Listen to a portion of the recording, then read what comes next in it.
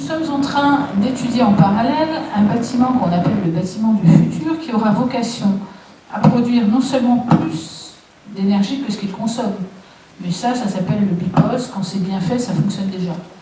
Il aura surtout vocation à essayer d'être la pile qui alimentera les bâtiments voisins. Pourquoi ?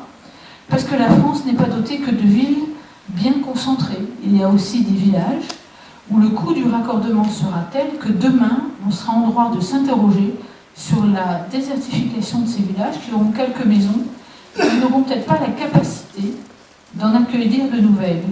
Et quand vous êtes près d'une gare SNCF où il n'y a certes qu'un arrêt le matin et qu'un arrêt le soir, on peut s'interroger dans une vision politique générale sur l'utilité ou non de construire sur les terrains qui appartiennent à RFF autour de ces gares SNCF de quelques maisons, d'un point multiservice, et que le point multiservice devienne la pile à combustible des autres. Donc nous sommes en train d'étudier cela. C'est encore le principe du cercle vertueux. Je suis convaincue que ça peut fonctionner, il faut donc le mettre en œuvre. Et là encore, comme nous sommes un peu test, nous sommes accompagnés par l'État, par l'Europe, etc. sur ce type de projet. Nous sommes aussi en train d'étudier la construction d'une unité de méthanisation. Pourquoi ? Parce qu'à Montdidier, il y a un abattoir, que les déchets d'abattoir représentent 30% de valeur calorifuge, donc ça n'est quand même pas quelque chose d'anodin, qu'il y a aussi des céréaliers, des élevages, etc. Et que donc cette filière peut, à mon sens, naître à Montdidier.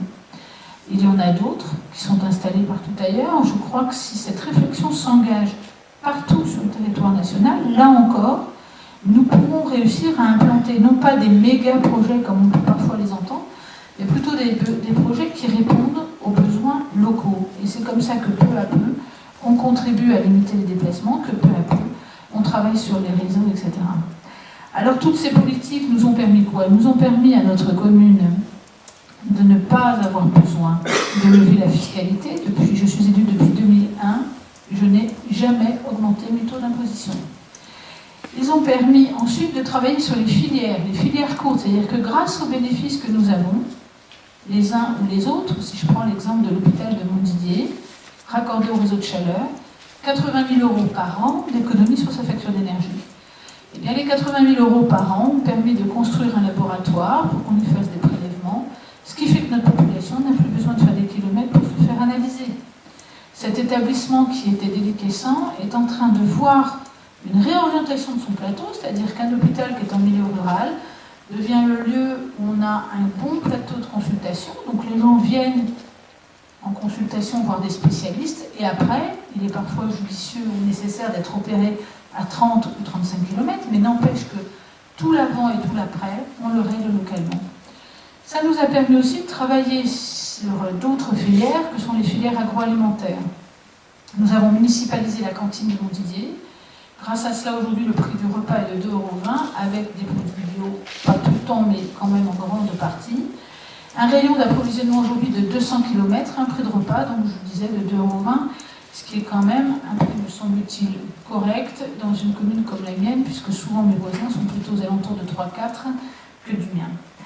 Là encore, cette vision que nous essayons d'étendre à l'échelle du département et de la région a pour but de permettre quoi ? Si demain, à l'échelle d'un département, d'une région, tous les collèges, les lycées, les écoles, les hôpitaux, les maisons de retraite se mettent ensemble et disent « Eh bien, on va étalonner nos besoins ». Il sera facile de travailler derrière sur les filières d'approvisionnement.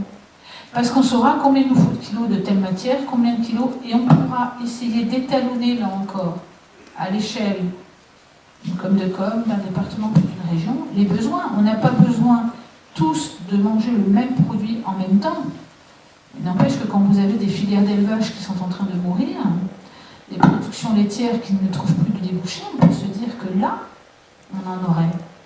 Parce qu'effectivement, regardez le volume de yaourts qui peuvent être consommés, et est-ce qu'on a tous besoin de manger le même jour le yaourt ? Si on veut lisser la commande, eh bien il faut l'étalonner, se mettre d'accord, moi je prends tel jour, tel jour, tel jour, toi tel jour, l'autre c'est tous les jours, et du coup, on peut structurer la filière. Donc c'est un gros travail, ça semble un peu démesuré, mais c'est réalisable partout, là encore. Nous avons aussi municipalisé notre cinéma. Le fait d'avoir municipalisé le cinéma, aujourd'hui le prix d'entrée à Montdidier c'est 5 € avec des films numériques en 3D, des sorties nationales. Dans une période, là, cette semaine, il y a une sortie nationale, la semaine prochaine, il y a encore une sortie nationale. Autrement dit, même dans des communes comme les nôtres, c'est possible.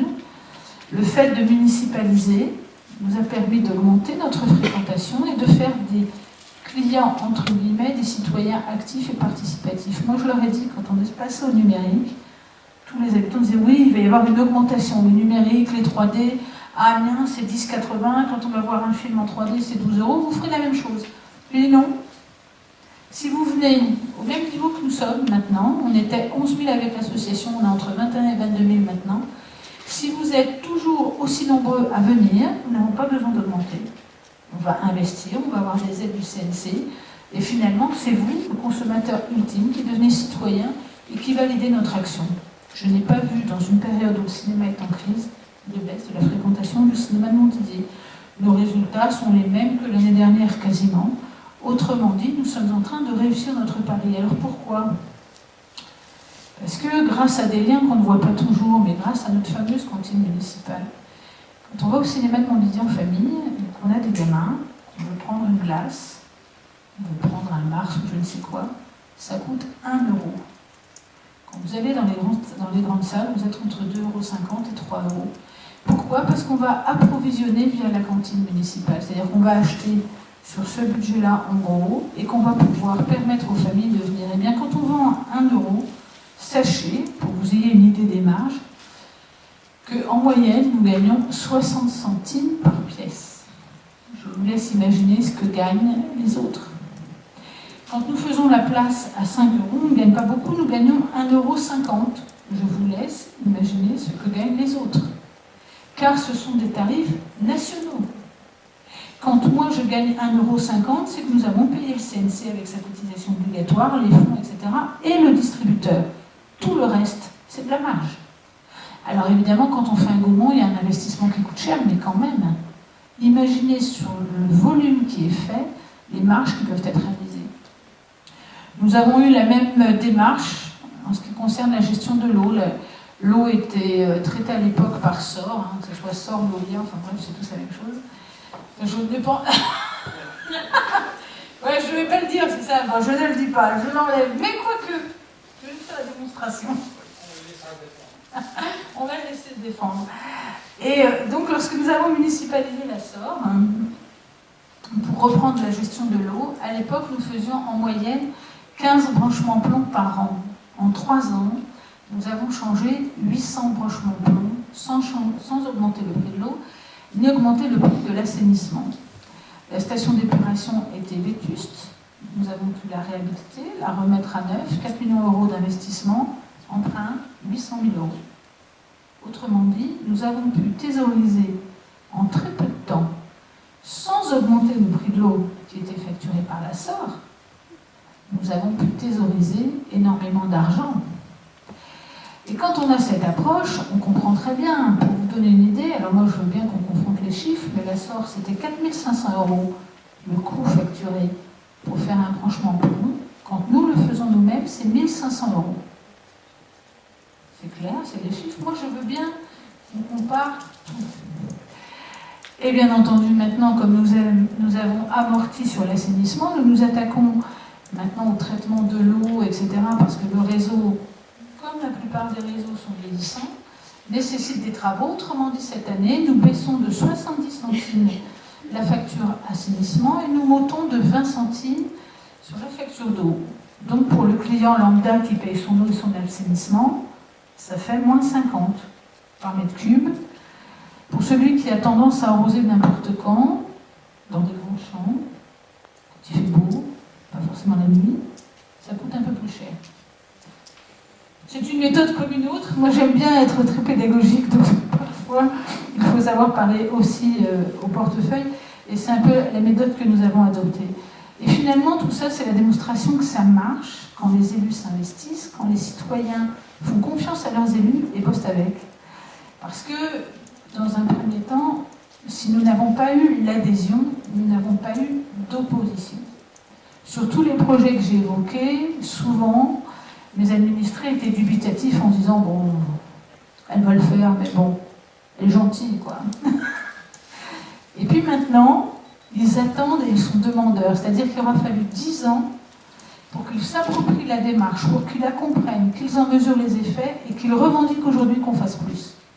Pendant ces 10 ans, on a été à peu près tranquille. Maintenant, sur la méga éolienne, je ne me fais pas du tout engueuler, contrairement à ce que... Enfin, les urnes parleront dans quelques mois, on verra, mais tout au moins, dans la rue, je ne me fais pas engueuler, je n'ai pas du tout de vent de contestation, ou c'est plutôt le contraire. Mais pourquoi vous n'allez pas plus vite? C'est simplement que, comme ça c'est jamais fait, il faut juste lever quelques difficultés qui peuvent être des difficultés réglementaires, et puis il faut avoir après les avis des services, donc de l'État, etc. Donc tout ça, c'est possible. Il y a encore beaucoup d'autres choses à faire que nous pouvons faire désormais avec nos habitants parce qu'ils se sont emparés de cette démarche